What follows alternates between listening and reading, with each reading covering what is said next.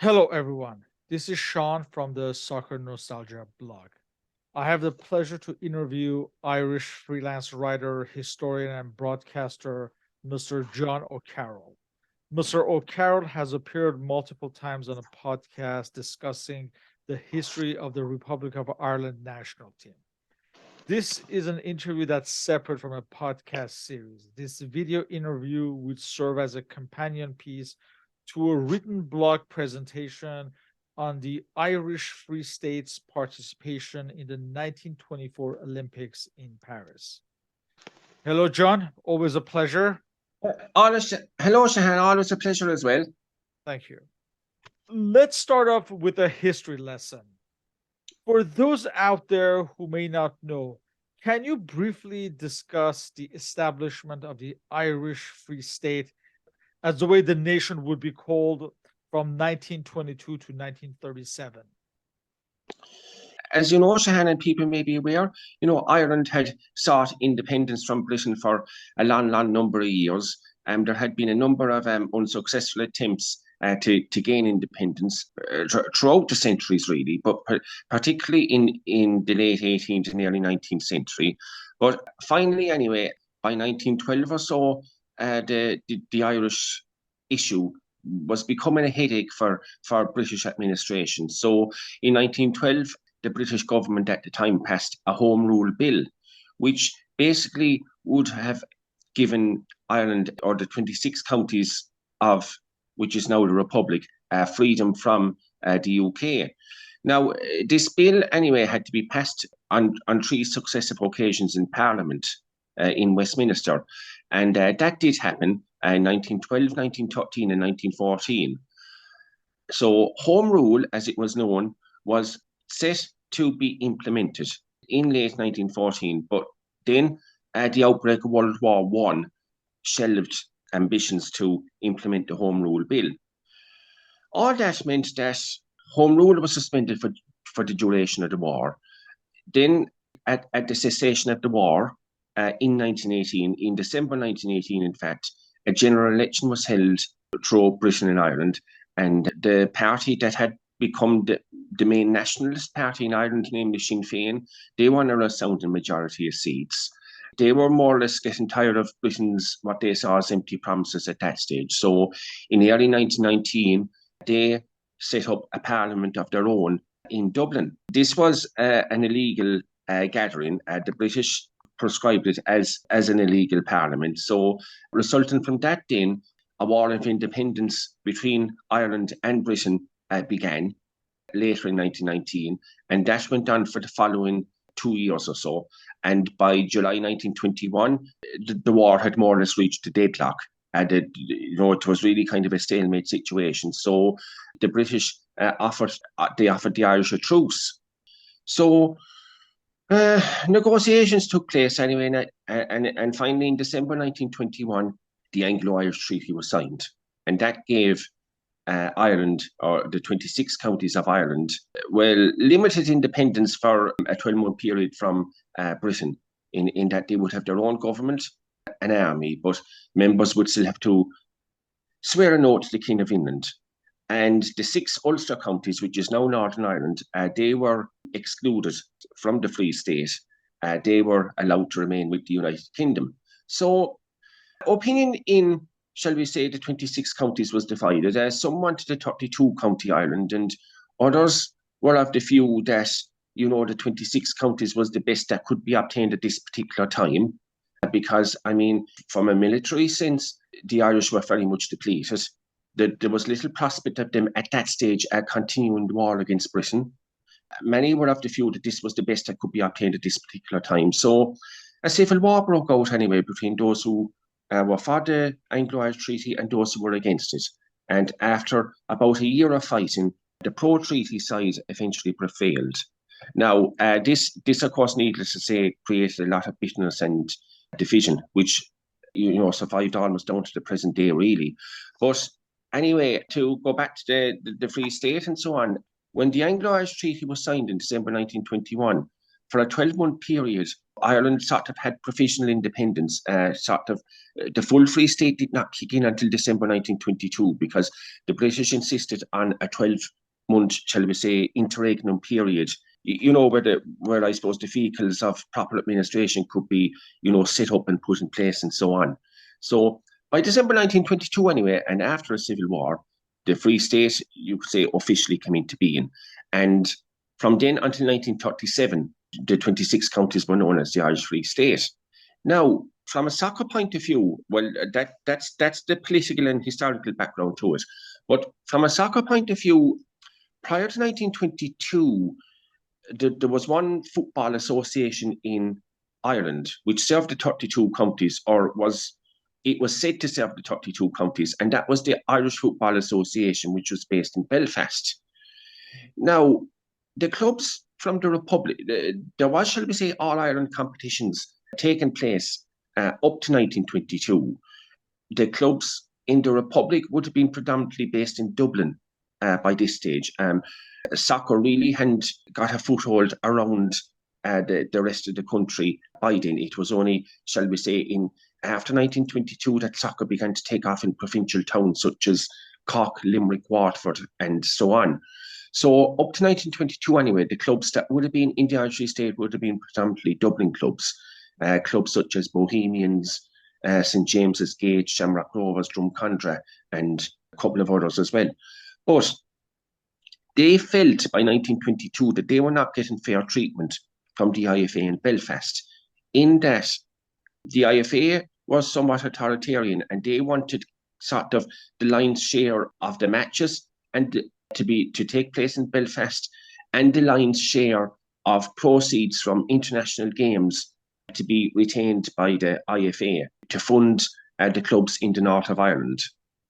And then, as well as that, there was also issues by then, shall we say, with the selection of Irish teams, in that the Dublin clubs felt that they weren't getting fair representation on IFA international selections. So by 1922, with the advent of the Irish Free State, the Dublin clubs, shall we say, they were predominantly Dublin clubs. They broke away and set up their own association in the new independent Ireland, and that became known as the FAIFS, which is the Football Association of the Irish Free State. Now, the British associations were initially opposed to this new Irish football organization, and in fact lobbied others to keep their distance. Now, can you discuss this phase and the eventual compromise for recognition? Yes, indeed, because I mean, at the time, although the DFAI, as we call them for the purposes of this, they had set up their own association, they did not automatically qualify for international status, because there was another factor as well which led to their split from the IFA, and that was that the IFA insisted that only a maximum of 4, shall we say, Southern players could be selected on international teams. So needless to say, that was another bone of contention with the clubs in the Free State. So, yeah, the English FA opposed it because no doubt the opposition would have been orchestrated by the IFA and the Irish Football Association in Northern Ireland. And indeed, the Spanish FA, I believe, supported the English and the IFA as well. So eventually, anyway, in September 1923, the FAI was accepted as a member of FIFA. But this only took place after an emergency committee had consulted with the British Foreign Office on the Free State's status. And a direct result of this was that the FAI changed its name, as I said, to the FAIFS, which was the Football Association of the Irish Free State. Now, indeed, the FAI, how they got their international recognition was mainly due to the efforts of the Italian FA and the Swiss FA, who both supported the FAI's application for full international status. So the FAI subsequently honoured that agreement later on in 1926 when they played their first, which was regarded for many years as their first full international in March 1926 in Italy against the Italians. But you may be aware, Shahan, was it in 1999 or thereabouts, FIFA passed a ruling that internationals that took place, shall we say, like the 1924 Olympics and so on, could be regarded as full internationals. So because of that, shall we say, the matches that the Irish Free State played in 1924 were subsequently, or post 1999, awarded full international status. Going back anyway for a moment to 1923 for a minute. And in October of 1923, a conference of the International Board in Liverpool decided to accept the FAIFS as an association with Dominion status and gave permission for British clubs to play in the Free State. And this led to visits from the Welsh League and Glasgow Celtic. And as a result of this, a team was sent to the 1924 Olympic Games in Paris. Because up to now, Shahan, you see, just go back to history for a moment. The Anglo-Irish Treaty that was signed in 1921, Britain still regarded that sort of as an internal matter. They did not believe that that treaty should be given full, international recognition. But in September of 1923, the government of the Irish Free State registered the Anglo-Irish Treaty as an international agreement with the League of Nations. And Britain, of course, were opposed to this, but the application was successful. So it was internationally ratified as a binding agreement. That was the establishment of the Irish Free State. So that was the background to how Ireland ended up taking part in the 1924 Olympics. But what was significant, it goes without saying, about the 1924 Olympics was that it was the official debut of Ireland on the Olympic stage. And Irish representatives competed in some of the artistic events that preceded the Games. Because, as you know, Shahan, and actually this is not commonly known, the first two Olympic medals that Ireland won were actually both in the artistic stage. Because in 1924, art genres such as poetry and art itself were regarded as Olympic competitions.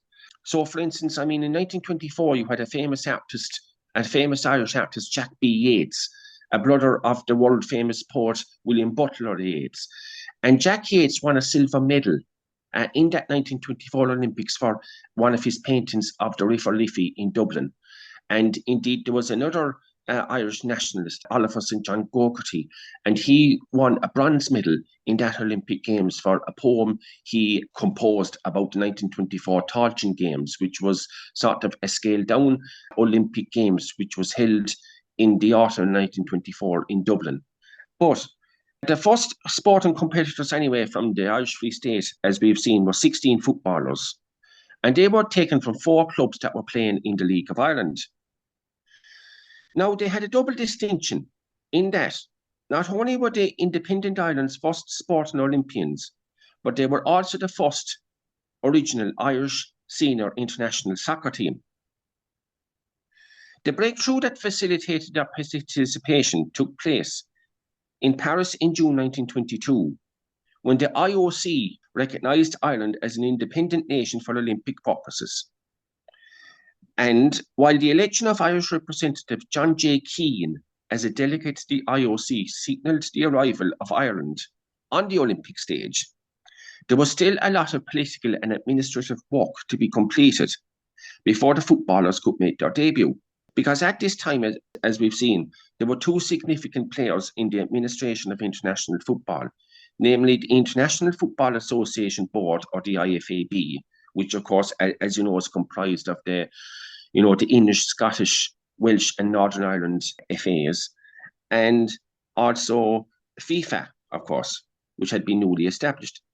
In the wake of partition, the then Football Association of Ireland was engaged in a complex political struggle to achieve recognition from the powerful home nations of the IAAFB. And a major breakthrough occurred in August 1923 when FIFA formally recognised the newly renamed Football Association of the Irish Free State. And the 1924 football tournament at the Olympics was also organised by FIFA, and they subsequently recognised it as a World Football Championship. So this anyway paved the way for the FAIFS to field a team through the auspices of the Irish Olympic Committee. Now, just to give kind of a lead up to Ireland's participation in the Olympic Games, Political difficulties, however, were only some of the obstacles facing the FAIFS in entering the team. In the Olympics, France was also a major impediment. An official from the Football Association wrote to the Irish Independent newspaper, and he pointed out that to send a team to France would cost more money than the Football Association possesses. But it has issued an appeal to every footballer and ex-footballer in the country to contribute to a fund specifically created for this purpose. So the estimated cost of sending an Irish team to the Olympic Games was €817. Now, a friendly between a League of Ireland representative team and Glasgow Celtic, who were free to visit Ireland after the four home nations lifted their boycott of the FAIFS, was organised as a vital element of the fundraising plan. So over 22,000 anyway attended Dalymount Park, and gate receipts of £1,200 were realised. But after expenses were paid, including a payment to Glasgow Celtic and a controversial entertainment tax to the Irish government were deducted, the game yielded only £250 towards the fund. Because you see, at this time, Shahan, in the early days of the Irish Free State, the government was quite short of money. So for a number of years, they had this tax, an entertainment tax, which proved to be quite controversial. And what that meant was anything that was organised in the area of pastimes, such as, fundraising events, indeed matches, social events or whatever, was subject to a government levy. So anyway, only £250 was yielded anyway towards the fund.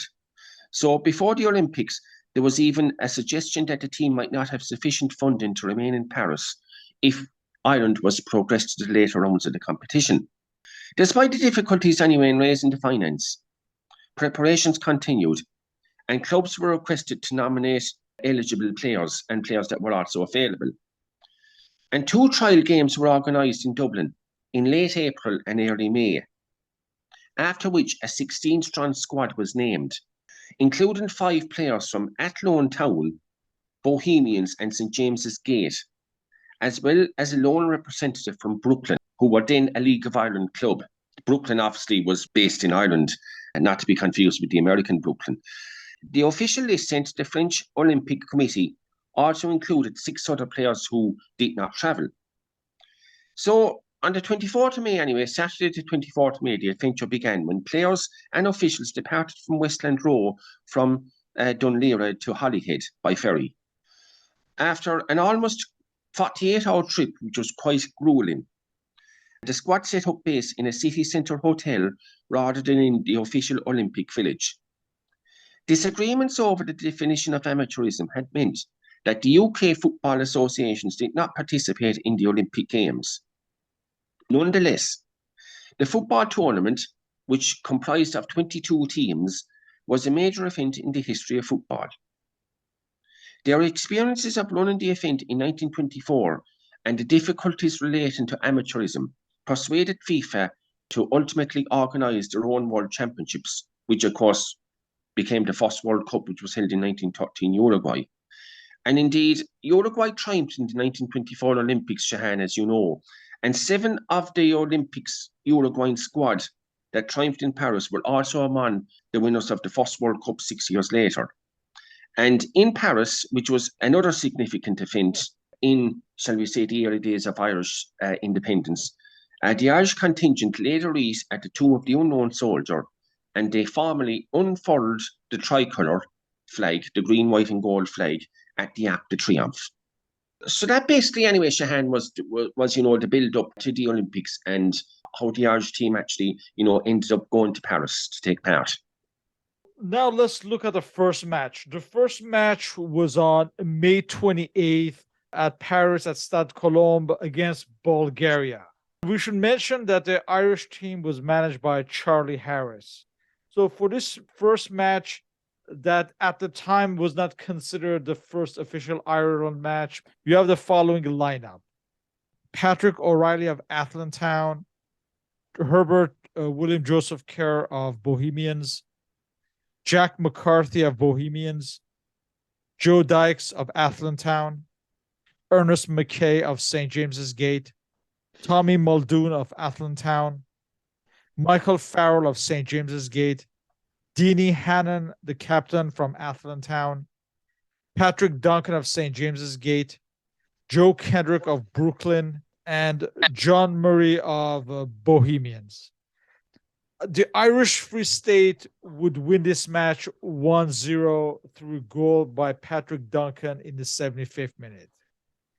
And we should also point out that Deanie Hannon actually missed a twice retaken penalty kick in this match. The first match, as you pointed out, was against Bulgaria. Now, both Ireland and Bulgaria had received a bye in the opening round, and the winner of this game was guaranteed a quarter-final spot. Now, Ireland lined up in blue jerseys with white shorts and black stockings with blue tops. A spray of green shamrock was embroidered on a white shield on the breast of their jerseys. And by a strange coincidence, or an irony, the Bulgarians actually wore green, which of course was the colour that Ireland adopted in later years. But the Irish entered the arena to the tune of Let Éireann Remember. And in Ireland, there was no significant media or public interest regarding the footballers' involvement in the games. And the scheduling of the tournament may have contributed to the lack of awareness. And domestic media coverage in Ireland at this time, Shahan, was keenly focused more so on the ongoing planning of the infant Irish Free State's own Olympic-style event, the Tailteann Games, which I mentioned briefly there a few moments ago. And the Tailteann Games was also known as the Irish Race Olympics. And they took place in Dublin in August 1924 and were seen as a sporting festival of the Celtic race. However, there were many, though, who understood the significance of Ireland taking part in the 1924 Olympics. And as you said, Dennis Hannon captained the team. He was actually a solicitor, and he was actually coming to the end of his career at this stage. He was 36 years of age.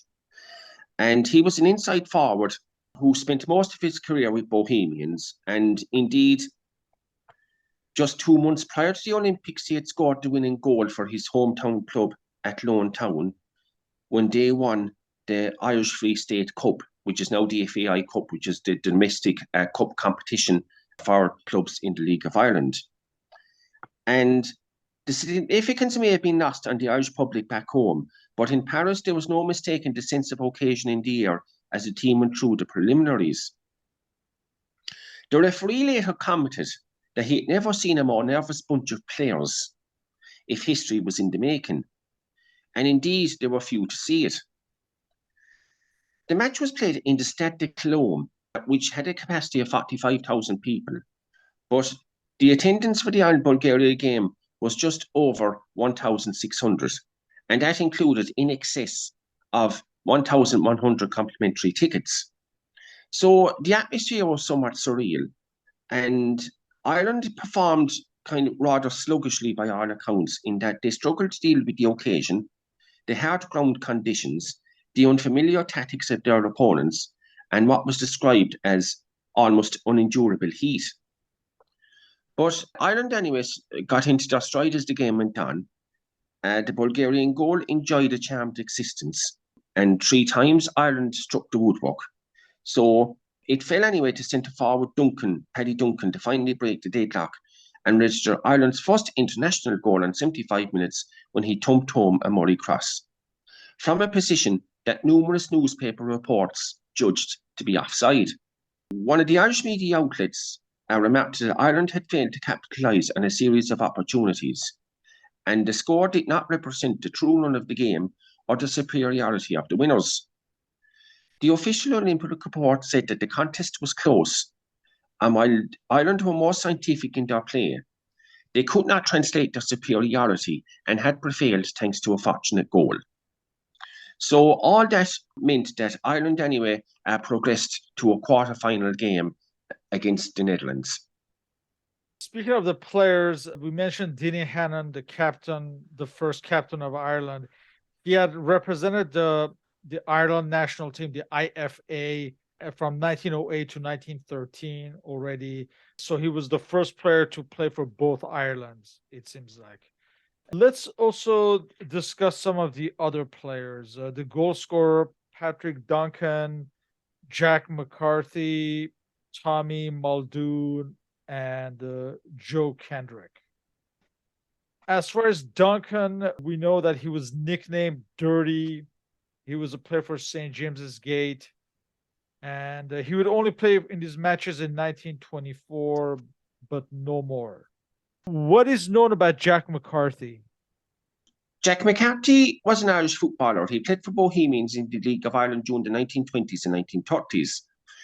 And as an international player, he represented both Ireland teams. And he remained an amateur player throughout his entire career, even though he played for both at international level for both the Republic of Ireland and Northern Ireland.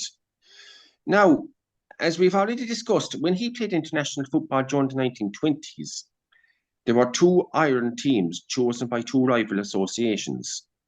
And both associations, the IFA Northern Ireland and the Irish Free State based FAI, claimed jurisdiction over the whole of Ireland and selected players from the whole island. As a result, several notable Irish players from this era, including McCarty, played for both teams. So, Jack McCarty, anyway, made his debut for the Free State. He made 6 appearances in total for them.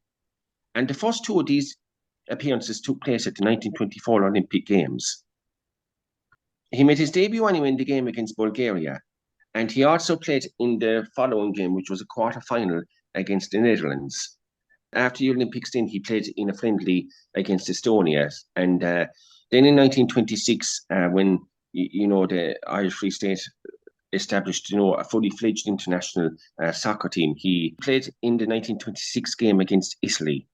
And in 1928, anyway, he played 2 games against Belgium, and that was the sum total of his 6 international caps for the Republic of Ireland. As domestic level, anyway, he was quite successful because, as I said, he played for Bohemians, and they were very successful in the late 1920s.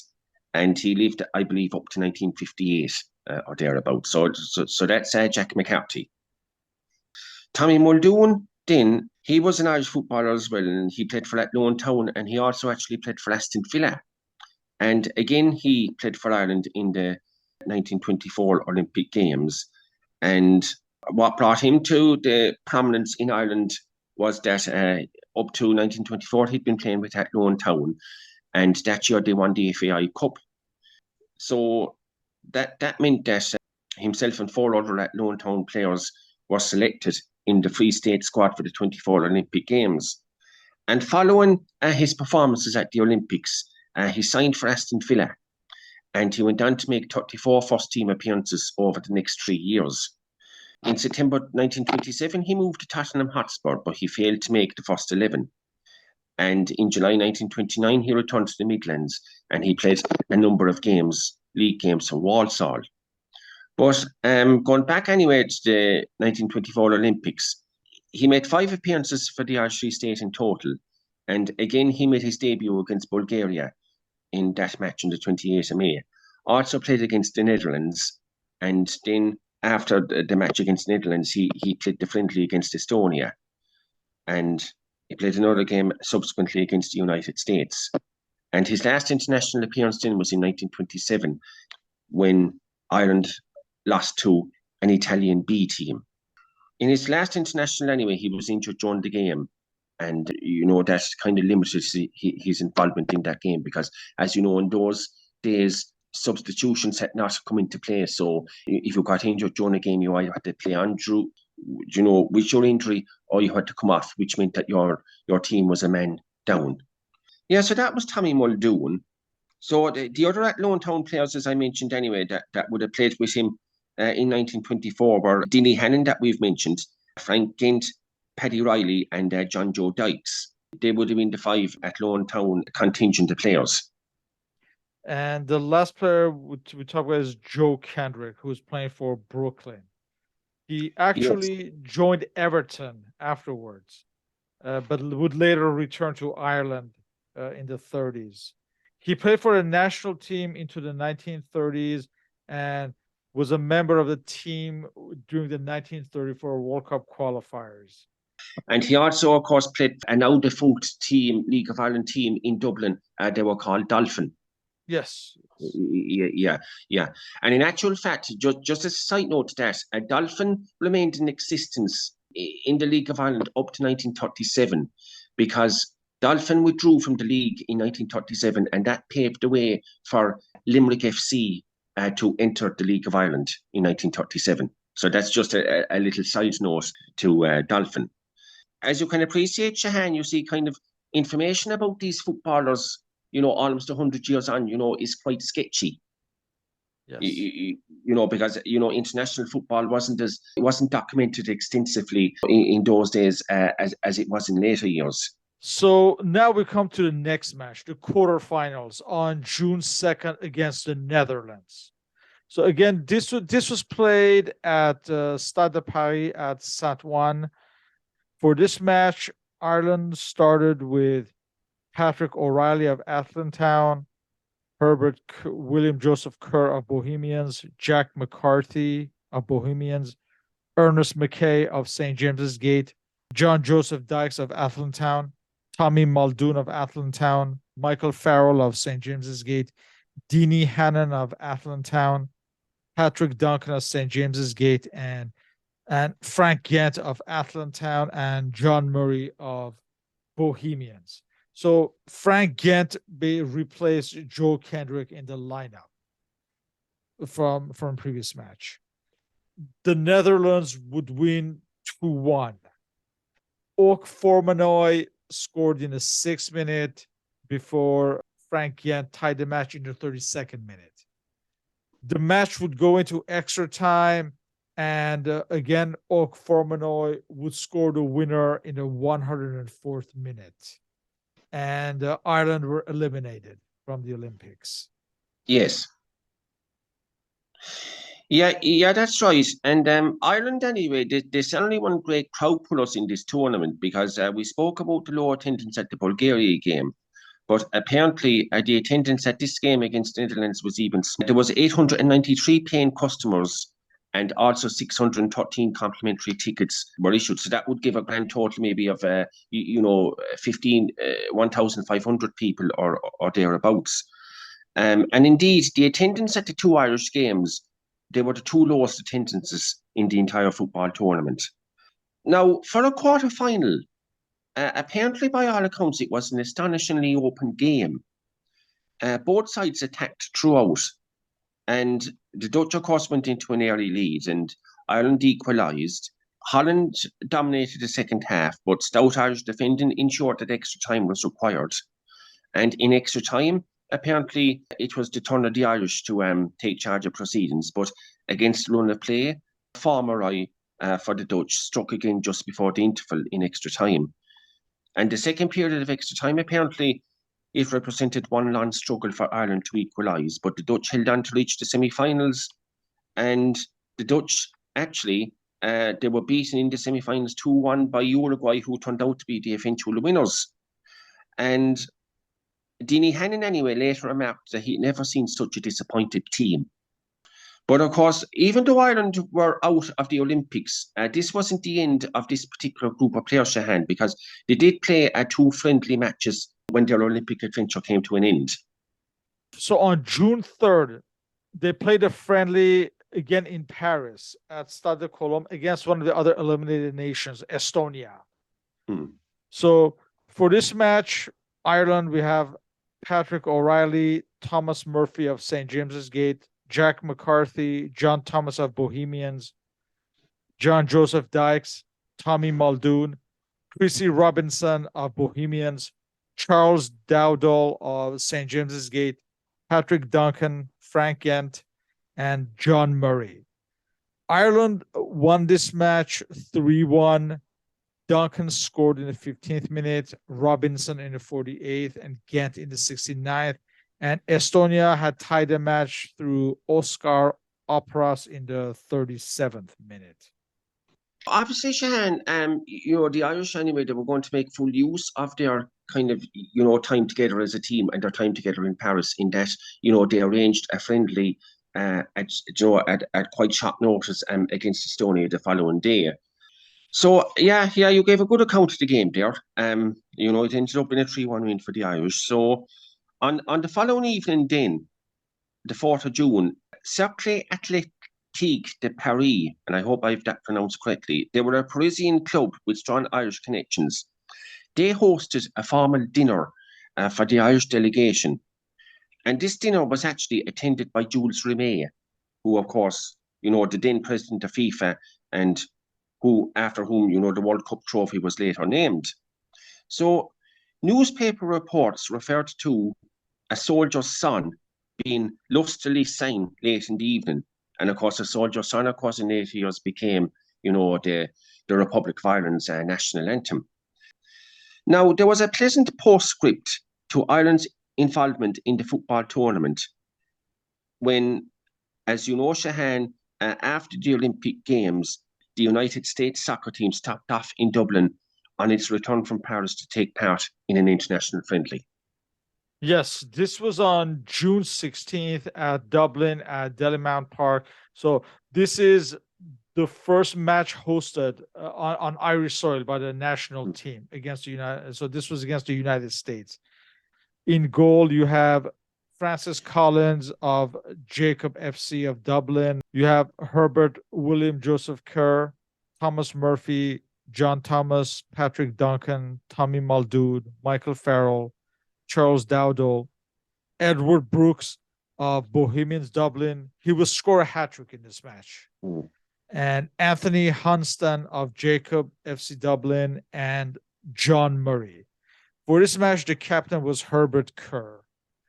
The USA goal was scored by James Ruddy. And the goalkeeper, Francis Collins, he was not qualified for the Olympics as he had signed a contract for Celtic Glasgow before. So that ruled him out. Yes. Collins himself and Edward Brooks also were one of those players who had already represented the IFA, the other Irish national team. Yes. And so Kerr became the first ever captain of an Ireland team on home soil. Yes.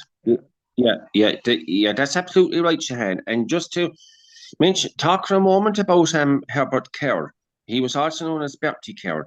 And after retiring as a footballer, he actually became known worldwide as a leading bloodstock agent. He went into the area of, breeding racehorses and was very successful in that.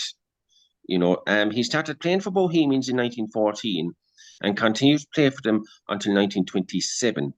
And that would have coincided, with a successful spell Bohemians had in domestic football in Ireland. Going back to the game anyway against the United States in Dalymount Park, there was a 4,000 strong crowd at it. And the game apparently was preceded by an unusual spectacle of the American players gathering in the centre circle and performing a battle cry routine to the bemusement of the 4,000 crowd. I suppose to be something similar to the haka that the All Blacks rugby team had, performed before their rugby games today. Anyway, the team status as Ireland's first international national football team has not always been fully accepted, however, because at the time, the games against Bulgaria, the Netherlands, Estonia, and the USA were regarded by both FIFA and the Football Association of the Irish Free State as full internationals. But for a long number of years anyway, they slipped from the record books, with more sources citing Ireland's game away to Italy in March 1926 as the first international. But as I mentioned at the beginning of the podcast... Yes, most books and most sources start with that 1926 match with Italy. Yeah. But as I mentioned at the top of the podcast, Shahan, finally in 1999, FIFA ruled that all Olympic Games football matches between 1908 and 1940 be regarded as full internationals. So for Ireland anyway, it meant restoring these forgotten internationals to their rightful place. Because you have a book, just in passing, Shahan, you have a book that was written by Sean Ryan called the Boys in Green, the FAI International Story. And that was written in 1997. So Sean Ryan took the first international as being that game against Italy in 1926. Right. So obviously the intervening years, of course, have meant that the 1924 internationals were really the first internationals of the Irish Olympic team. But yeah, so that was more or less a synopsis of Ireland's international adventures in 1924. Almost 100 years after the event. So I suppose in many ways it's right that they are rightfully commemorated. But unfortunately, as information on these matches is very sketchy to say the least. So we're only totally relying on whatever media reports are left to hand. But it was a good venture. I suppose in an overall context, it established Ireland's standing on the international stage. And even though they did not participate, or the football team did not participate in another Olympics, and they did not participate in the first World Cup, by 1934, the Irish Free State did participate in the qualifying rounds for the 1934 World Cup. So it was a slow road to get established on the international stage, but over time anyway, the Irish Free State did. And of course, as you know, they later, in 1937, then they later morphed into, the present-day Republic of Ireland.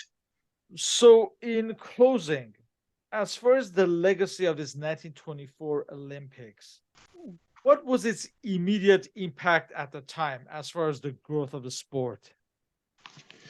Well, its impact anyway, I suppose it would have led to, the development of soccer, shall we say, in provincial towns in Ireland, because from the 1924 team, kind of, with the exception of Athlone Town, all the players and clubs seem to be drawn from the Dublin area. But in the years after 1924, I mean, you had clubs established in places such as Cork. Limerick established a team in the 1930s. Waterford established a team. Galway came on board some years later as well. And then, places like Sligo, Derry, and a couple of other, shall we say, smaller provincial towns, they established clubs. So by the time certainly the late 1930s, early 1940s came around, the League of Ireland would have consisted of 12 or 14 teams, and they would have been kind of, okay, the majority of the clubs, maybe half the clubs would have still been from the Dublin area, but there would have been a significant number of clubs, from outside Dublin as well. Yeah, so I suppose the recognition and the publicity, or whatever publicity there was, of taking part in the 1924 Olympics would have played its part in the growth and development of soccer in the fledgling Free State. With that, I would like to thank you for this interview. I would urge people to read the main blog article as well for more detail. The link is included on the video upload description, along with our respective contact information. So thank you once again. Yeah, always a pleasure and a privilege, Shahan, and long may the podcasts continue. Thank you, John. Yeah.